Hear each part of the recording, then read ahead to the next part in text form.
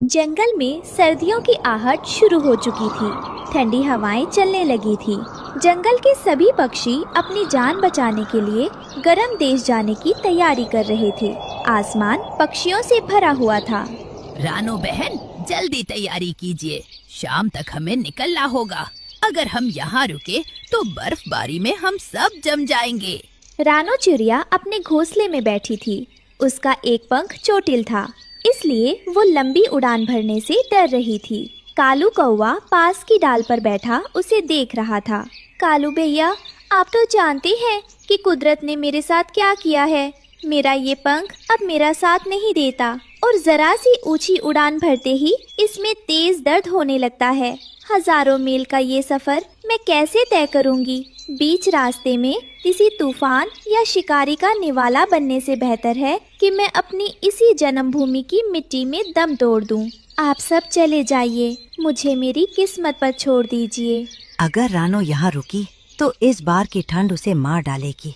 उसका घोंसला भी कमजोर है, उसे जाना ही होगा, चाहे जैसे भी हो।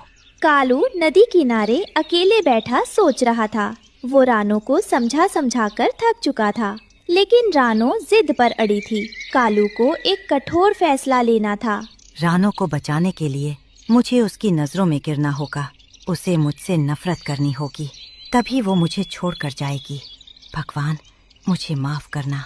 शाम को जब रानो अपने घोंसले को ठीक कर रही थी, कालू वहाँ गुस्से में आया। उसने रानो के घोंसले पर एक जोर का धक्का मारा। कालू भैया, ये आप क्या कर रहे हैं? क्या अपनी आँखों के सामने मेरा तिनका तिनका बिखरता देख आपको जरा भी दया नहीं आ रही? जिसे मैं अपना भाई मानती थी, जिसे मैंने हर सुख दुख में अपना साथी समझा, आज वही मेरे सिर से छत छीन रहा है। क्या एक मामूली से घोंसले के लिए आपकी सालों की दोस्ती इतनी सस्ती हो गई?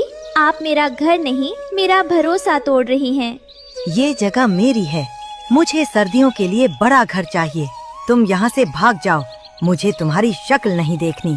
कालू ने रानो का पूरा घोंसला नीचे गिरा दिया। रानो जमीन पर गिर पड़ी। उसकी आंखों में आंसू थे। उसे विश्वास नहीं हो रहा था कि उसका भाई जैसा दोस्त ऐसा कर सकता है।